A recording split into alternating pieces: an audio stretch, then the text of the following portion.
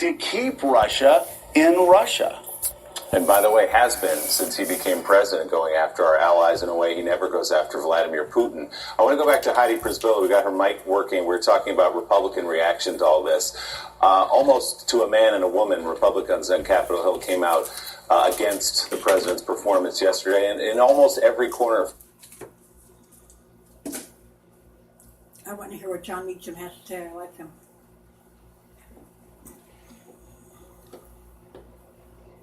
Yeah, even Joe said that he agreed with me. Remember what I said yesterday? Because Putin and Trump look like two grade school students waiting to be called in the principal's office. And when the principal scolds them for what they did. President in full view out in public in that press conference, cowering next to President Putin is... Why did he want to be alone in that room for 2 hours with Vladimir Putin? Why didn't he want Dan Coates or Mike Pompeo or someone like that in that room? What did he need to say to Vladimir Putin in private that he didn't want anyone else to hear? I think that's a new and interesting question given the way we saw he behaved out in public with Vladimir Putin yesterday. Well, and Willie, the follow-up question is, what did Vladimir Putin want to say to Donald Trump? Right. What message did he want to deliver? What order did he want to give? What instruction did he want to give to Donald Trump? This is John Meacham, yet another time where Donald Trump was absolutely insistent that these two gentlemen be alone. There has been some question for some time. It's just for reasonable, rational Americans, it's no longer a question. Donald Trump, for some reason, is owned by Vladimir Putin. Vladimir Putin has him in his pocket, as Mike Barnacle said. The question is, what's the payoff? As you said, what Vladimir Putin has, when a KGB agent owns somebody through compromising information, the payoff is not a cheery press conference where you make the American president look like a bumbling, weak, fat fool. Right. The payoff is something, unfortunately, always far graver. Well, there are a couple of thoughts here. One is, if for some reason Putin in his neo-czarist, neo-Soviet way wants to, say, take the Baltic states back, which they lost in 1991, at that point, after, given again, not just yesterday, but go back 4 or 5 days, given the way the president talked about NATO, does the president refuse to project power under Article 5, thereby shattering the Western alliance, not just because of what he talked about, or he's talking to Erdogan on the photo op, but we're talking about a serious question of actual failure to live up to our treaty obligations. That is a hyperbolic point to make. I didn't think in all of the madness since in the last 3 years or so, since the escalator, that I would be saying that, because I always thought, for a long time I have thought that we were hyperventilating a bit about the Russia connection. I now don't think so.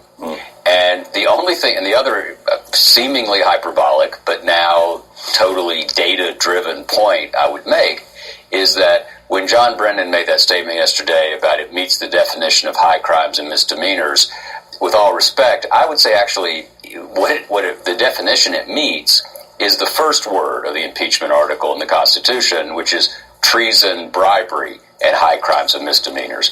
Has the President of the United States now, in a sufficient way, shown that he's giving aid and comfort to an enemy? And that's the question that the Congress of the United States, without looking at their polls, without getting their briefings about what their base thinks, they actually have to, at this point, live up to an oath that they took. Yeah, they certainly do. And Willie, you know, if you look at what Donald Trump has said over the past week, it's not just that he has given Vladimir Putin everything Vladimir Putin has wanted. He has undermined America's closest alliances. He called when asked who America's greatest foe was. He said the European Union first. Yep. He went to Britain. He attacked Theresa May. He constantly attacks Angela Merkel. This is a guy who, again, it's been a two-step process. It's not just been kowtowing and being a blubbering idiot in front of Vladimir Putin on the world stage. He completely undermined America's democratic allies who we have been working with for the past 50 years to keep Russia in Russia. And by the way, has been since he became president, going after our allies in a way he never goes after Vladimir Putin. I want to go back to Heidi Prisbilla. We got her mic working. We're talking about Republican reaction to all this. Almost to a man and a woman, Republicans on Capitol Hill came out against the president's performance yesterday. And in almost every corner of Fox News, I should point out, too, with some notable exceptions that we'll play coming up in just a bit, including an interview with the president and Sean Hannity. What do Republicans do now, though? Angry, sad tweets are nice on day one, but is there something they're willing to do to intervene here? Right, it was John Brennan, Willie, who said, Republican patriots, where are you? And within the ensuing hours, we saw that there were a lot of Republicans who were willing to speak out in various degrees. But in the end, it was all words, a lot of words. We didn't hear from Republicans about a lot of actions. For instance, I would group one category as the leadership, with Kevin McCarthy, Senator McConnell, Senator Cornyn coming out in strong defense of U.S. intelligence agencies, but stopping short of actually condemning the president. Then you saw another group, much more forceful, led by John McCain, for instance, who called this display actually disgraceful. And you saw a number of members who weren't just the usual retiring variety of Republicans, including Lisa Murkowski, who also used similar language. However, what I did not hear was a lot of Republicans proposing specific action. Right. Actually, I think one of the only ones was Senator Toomey, who said, unless Vladimir Putin is prepared to extradite these 12 Russians, we should consider additional sanctions. And just to be clear, there is in fact a lot of things that this Republican Congress could do, starting with bringing in the president's national security team to sit for hearings to answer what exactly happened on the sidelines.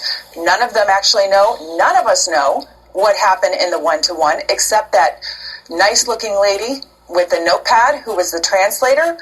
But they may be able to provide some more clues as to what was the president's state of mind before, what was the debriefing after, and we're not hearing from any Republicans about their intentions to do that. There is right now a movement in the House to try and water down some of these sanctions. Is that going to stop? Is the display, for example, that we saw in the House in that House hearing with Trey Gowdy bashing the FBI, bashing the Justice Department, going to stop? We don't have any specific vows to take any action like that yet. They're just coming back today to Capitol Hill, Yeah. So we'll see what happens. Well, we'll see. I would be shocked if anybody...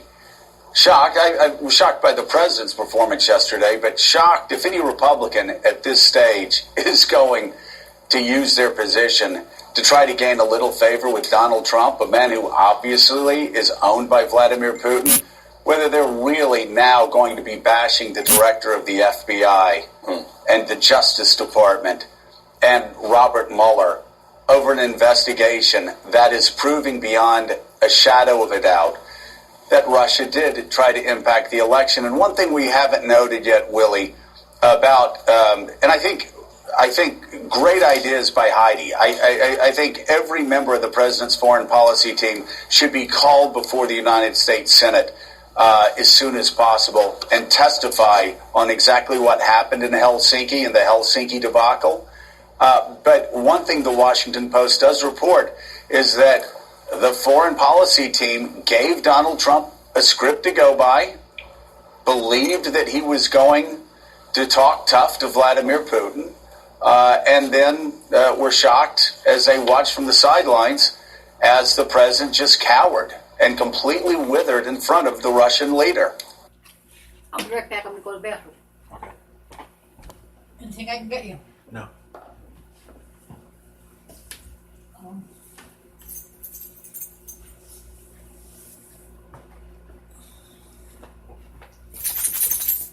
Yay.